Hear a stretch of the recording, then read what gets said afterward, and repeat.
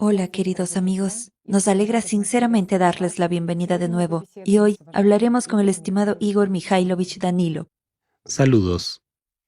Igor Mikhailovich, me gustaría comenzar expresando la gratitud de nuestros espectadores por las transmisiones, por las cuestiones vitales planteadas, porque como ellos mismos compartieron, la serie de estas transmisiones es como una escuela de la vida en línea, ya que literalmente el día antes de la publicación de las transmisiones viven todo lo que hablamos en la emisión. La gente se enfrenta a estos temas en su vida de una forma concentrada y por eso... No, no estoy de acuerdo. Disculpen, amigos míos. Es que cuando las personas viven su vida cotidiana, no se dan cuenta de lo que les está pasando. Esto es una norma para nosotros. Quiero decir, vivimos, respiramos, tenemos constantemente algunas percepciones subjetivas, algo está sucediendo, pero a veces pasa desapercibido. Y solo cuando lo descubrimos y nos lo señalan, ya sabes, son como se síntomas destacan. ocultos. Es como si en una persona hubiera una enfermedad. Por ejemplo, un dolor de cabeza y fuera predominante. Pero cuando un médico empieza a preguntar, a hacer una anamnesis, es decir, ¿qué tal otros órganos? ¿Cómo se siente usted? ¿Cuál es su temperatura? Etcétera. Resulta que hay muchas cosas relacionadas a las que la persona no presta atención, pero que a veces son exactamente la causa misma del dolor de cabeza. ¿Entiendes? Vaya, Lo mismo ocurre en este caso. Es decir, en nuestras transmisiones, cuando hablamos con nuestros amigos, les contamos, aunque sea superficialmente. Por desgracia, el formato no nos permite hablar en profundidad y llamar a algunas cosas por su nombre. Bueno, lo entienden, amigos, pero al menos explicamos lo que se puede, a lo que a veces se enfrenta la gente. Y a veces, cuando una persona encuentra ese fenómeno en sí misma, entiende que éste existe. sí, ¿Lo sí. ves? Y ya sabe, cuando se tiene el conocimiento, es muy fácil superar y comprender en primer lugar qué tipo de estados surgen en uno, hacer frente a estos estados, comprender en general algunas relaciones causa-efecto de los acontecimientos en tu vida. Lamentablemente, ya sabes, hay otro matiz, y yo diría que es bastante significativo. La cuestión es que no siempre podemos hacer frente a algunos de los síntomas, como aquellos de los que hablamos en la transmisión anterior, sobre las subpersonalidades y nuestra percepción, cómo nos interfieren o no. Así que, con respecto a ellas, si existen, estarán contigo. No importa si ganas vida aquí, amigo mío, pero mientras estés aquí, mientras tu conciencia esté aquí, las subpersonalidades también estarán aquí. Eso es natural. Lucharán por su Sí, vida. les interesará que te quedes aquí el mayor tiempo posible. ¿Por qué? Porque la muerte de tu cuerpo físico para ti significa la vida eterna y la liberación, mientras que para ellos, perdona, ya es la muerte. Sin embargo, todas las subpersonalidades le tienen miedo, es más, le tienen terror. No importa lo mala que sea una vida, es vida. ¿Por qué? Porque tenemos la esperanza de que, aunque las cosas estén mal ahora, todo puede cambiar. Y siempre vivimos con esperanza, esa es nuestra naturaleza. Y desgraciadamente esa es nuestra naturaleza como personalidades. La añoranza del hogar y la esperanza en el mañana provienen de la personalidad. E incluso después de convertirse en una subpersonalidad, estos pobres desafortunados seres humanos siguen esperando que algo cambie a mejor, aunque ya entienden muy bien cómo está organizado el mundo. ¿Por qué? Porque lo ven y se enfrentan a ello. Se aferran a la vida, a nuestra atención, que para ellos es a la vez alimento y alivio de su sufrimiento, y al mismo tiempo una especie de analgésico, por así decirlo. Nuestra atención, cuando recordamos a los muertos, cuando les prestamos atención, para ellos es realmente como, literalmente, como el medicamento que alivia todos esos síntomas. Y los muertos pueden respirar fácil y libremente, durante un rato, pero al menos durante un rato. Sin embargo, estamos pagando con nuestras propias vidas para anestesiar lo que ya está muerto. Así que no merece la pena. Sí, por un lado, parece injusto.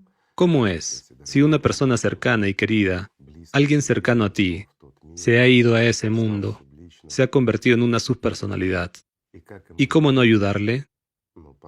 Pero podemos ayudarnos unos a otros aquí. Aquí nuestra ayuda mutua es real. Y aquí podemos realmente, digamos, salvarnos a veces unos a otros. Salvar al menos esta vida temporal de otra persona. Aquí podemos hacer mucho. Pero cuando una persona, ha muerto, está en el infierno. Podemos anestesiarla, podemos darle alivio, pero tenemos que comprender que es a costa de nuestras propias vidas. Y a veces aquí, en este mundo, estamos dispuestos a dar nuestra propia vida por nuestros seres queridos y cercanos. Y a veces lo hacemos, protegiendo a alguien, y no siempre ni siquiera a seres queridos y cercanos, sino simplemente a desconocidos. Damos nuestras propias vidas por las vidas ajenas. Pero el caso es que si una persona muere, deja de ser ese ser bueno, amoroso, y deja de ser quien era.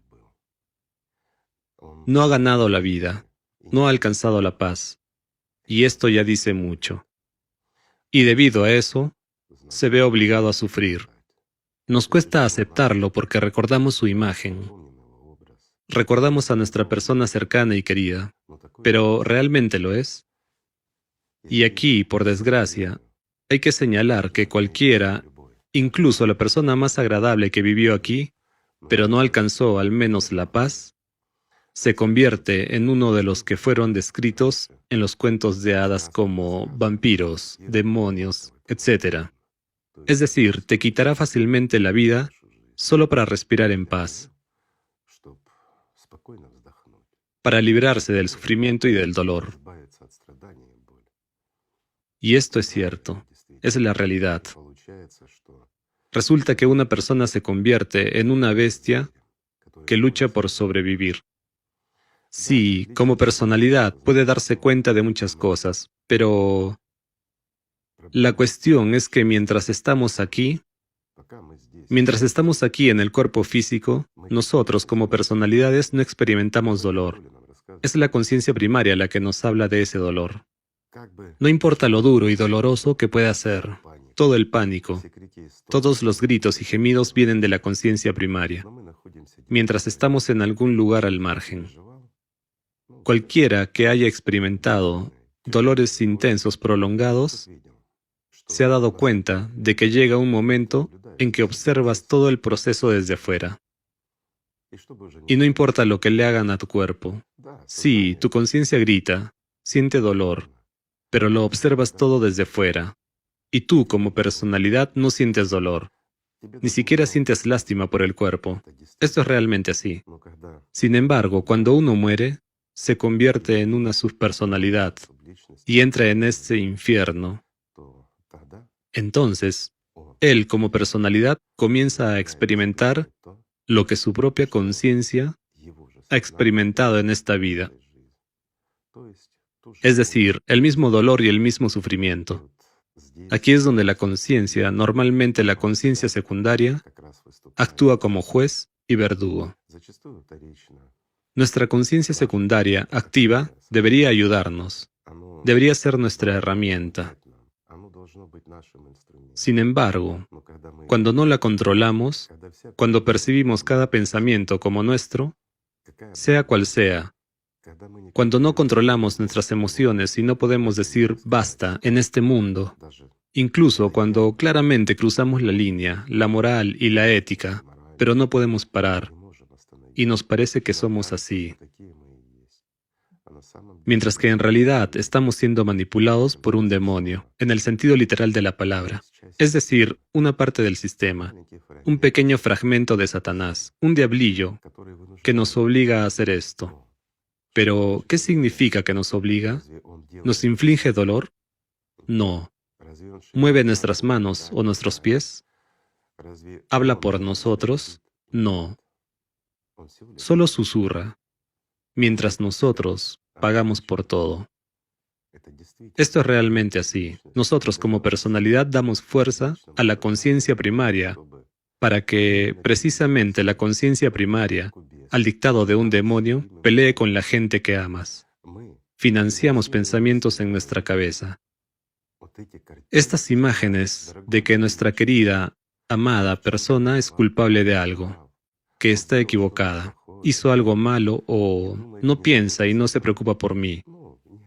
Todo tipo de negatividad que a menudo surge incluso entre personas que se aman mucho.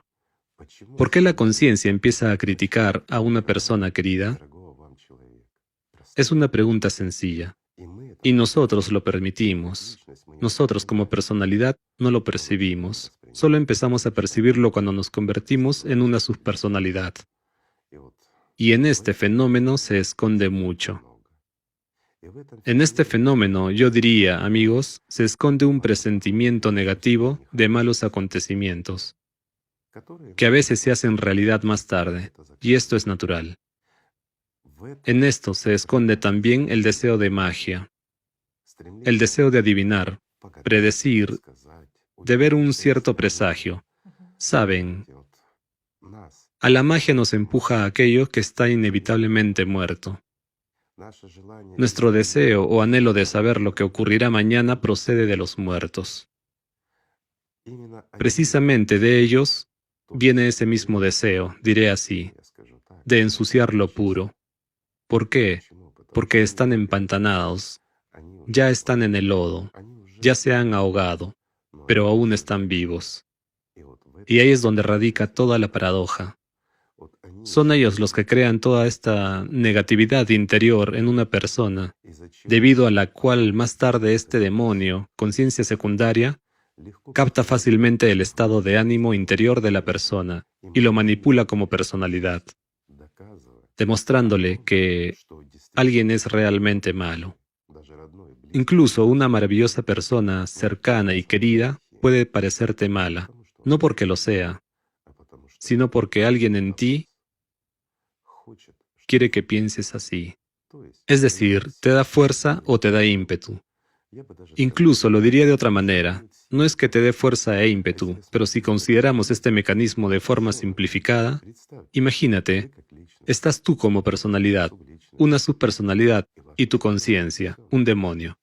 ¿Qué ocurre? Esta subpersonalidad, por regla general, ellas en su conjunto crean un trasfondo, a través de tu conciencia primaria. Tú como personalidad percibes este pesado trasfondo interior como un presentimiento de algo, como si hubieras olvidado algo, ya saben, como si te hubieras olvidado de apagar la plancha y lo hubieras dejado sobre la ropa, mientras estás lejos de casa y te das cuenta de que para cuando llegues, tu casa ya no estará. Y todo lo que has ganado a lo largo de tu vida desaparecerá simplemente porque has hecho una estupidez. Entonces, hay un trasfondo interno. No sabes exactamente si apagaste la plancha o no. Pero tú, estando lejos, ves un humo donde está tu casa. Y este trasfondo ya te está diciendo, mira, es tu casa la que se está quemando.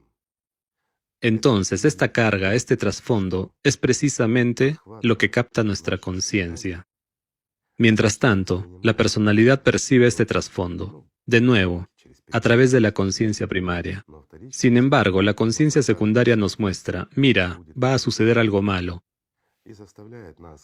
y nos hace pagar como personalidad por cosas que no debían suceder, y muchas veces suceden. Muchas personas que se enfrentan a estas manifestaciones empiezan a creer en ciertas señales. Un gato se cruzó en el camino, o si al levantarse por la mañana tropezó, entonces significa que su día será infructuoso, mientras que algunas personas ya recurren a la magia en el sentido literal de la palabra. Esto también es interesante.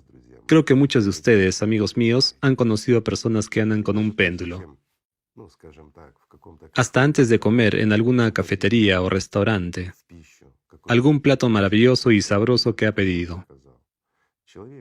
Incluso una persona inteligente y con muchos títulos académicos saca un péndulo y mira en qué dirección y cómo gira sobre esa comida.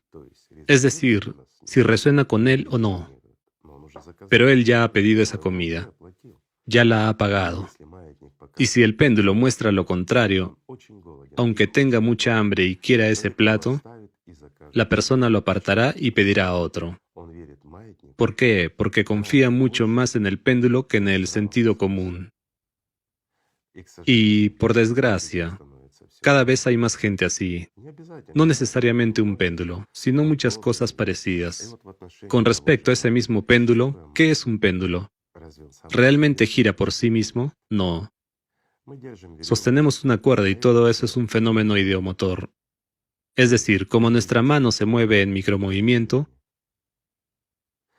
así muestra el péndulo. Y por regla general, aquí surge una paradoja. Lo explico. Si pides un plato delicioso que quieres comer, el péndulo mostrará que no debes comerlo. ¿Por qué? Lo diré así, para que te molestes. Cuando estás molesto y piensas que has pagado por ese delicioso plato que te encanta, pero resulta que, basándose en lo que el péndulo te ha dicho, en este restaurante o en este turno, el cocinero lo preparó incorrectamente. O el péndulo puede sugerir que el camarero ha escupido en el plato, o cualquier otra cosa. Es imposible demostrarlo, pero es mejor rechazar el plato. Así, ese sinsentido empieza a desarrollarse en tu cabeza, e inviertes tu propia vida y tu propio dinero en ello, solo porque el péndulo te mostró algo que no es así. Algunos dirán que interiormente sentimos, y así lo muestra el péndulo. Saben, les contaré una historia que es bastante educativa al respecto de todos esos péndulos y todo lo demás. ¿Funcionan o no? Por supuesto que funcionan. Una vez se llevó a cabo un experimento muy interesante con pescadores. Se dividió a los pescadores deportivos en dos equipos para que probaran bobblers, señuelos japoneses, y determinaran la diferencia entre los wobblers japoneses originales, muy caros, y unas copias casi exactas que eran imposibles de distinguir visualmente, y que se habían fabricado en China. Por si alguien no lo sabe, un blower es un cebo artificial para capturar peces depredadores con una caña de spinning. Está claro que, después de probar los blowers japoneses y chinos, el primer grupo de deportistas afirmó definitivamente que los blowers chinos no capturaban, mientras que los japoneses sí. Esto es realmente cierto. Los blowers japoneses dan una captura mucho mayor. Los chinos capturan 10 veces menos peces que los japoneses, aunque son muy parecidos, son casi idénticos. ¿Qué hicieron las personas que llevaron a cabo el experimento? Colocaron blowers chinos en cajas con blowers japoneses y los empaquetaron tal como si llegaran de fábrica.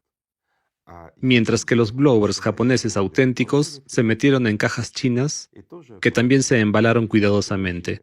A continuación, ofrecieron al segundo grupo de deportistas probar y confirmar los resultados del primer grupo. Los deportistas no sabían que los blowers habían sido sustituidos. Sin embargo, los blowers japoneses estaban en un lugar y los chinos en otro, igual que han estado después de los primeros deportistas, y los blowers eran exactamente iguales, pero nuevos. Entonces, el segundo grupo tomó esos blowers chinos del embalaje japonés y empezó a pescar con bastante éxito.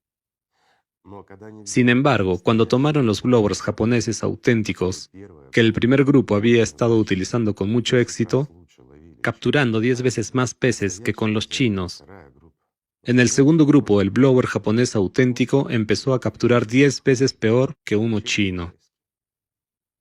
Aquí tienen la respuesta. ¿Por qué? Lo explicaré. Porque cuando uno usa un blower japonés pensando que es japonés, cree en él y hace los movimientos rítmicos correctos verificados.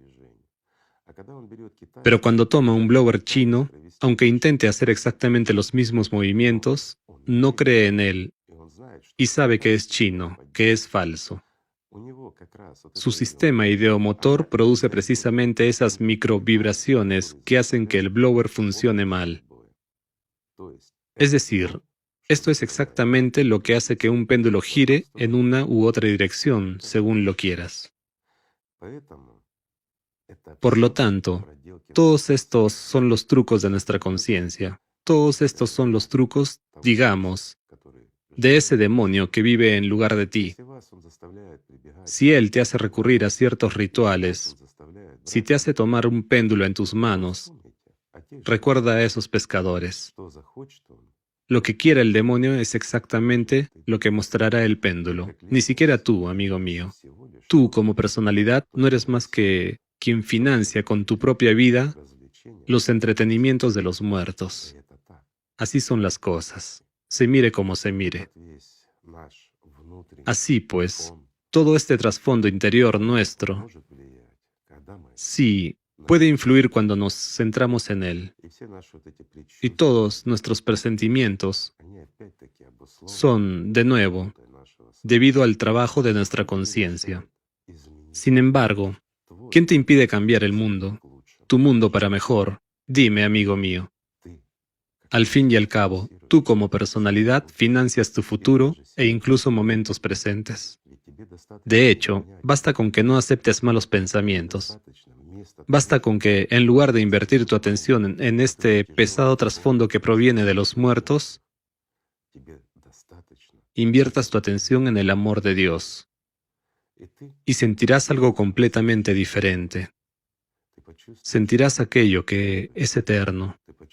Sentirás aquello que te da vida y placer.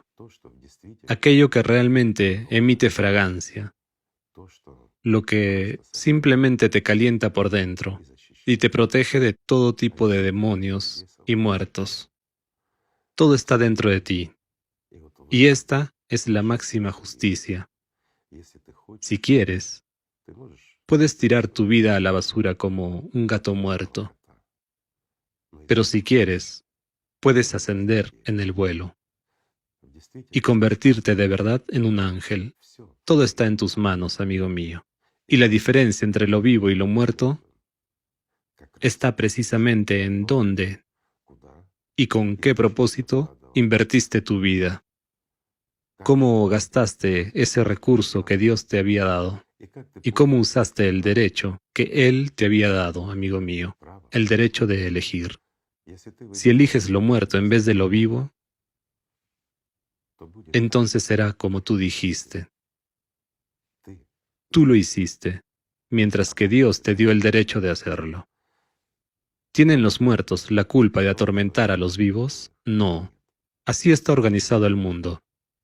¿Tienen los demonios la culpa de que, a veces, nos atormenten y atormenten bastante? No.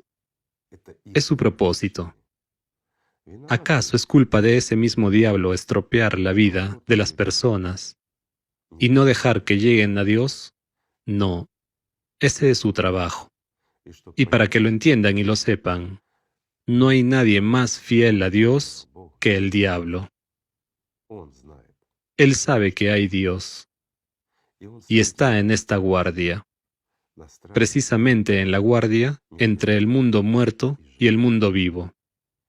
Toda la clave está en que es precisamente el diablo quien no deja entrar en el paraíso, allí, en la eternidad, a los que son indignos e inmaduros. Solo un digno puede unirse a los dignos y ser igual entre iguales. Ese es el propósito del diablo. Sin embargo, si caemos en la tentación, si escuchamos a los muertos en lugar del amor de Dios, dime, ¿es el diablo el culpable de eso? ¿Es culpa de Dios la elección que hemos hecho? ¿Quién tiene realmente la culpa? Nadie más que nosotros. Y somos exactamente nosotros los que creamos esa realidad en la que existimos después. O nos convertimos en aquellos que más tarde atormentamos a nuestros familiares y amigos con nuestro trasfondo negativo, y soñamos con que al menos nos presten un poco de atención para aliviar nuestro sufrimiento. Pero de ese modo los matamos. O elegimos algo diferente y sentimos cómo el amor de Dios se enciende dentro de nosotros, cómo el mundo está cambiando y cómo, de hecho, la fuerza está entrando en nosotros. Y ya vemos incluso con nuestros ojos terrenales, vemos la eternidad, la belleza y ese amor que el Señor ha enviado aquí abajo. Todo depende de nuestra elección.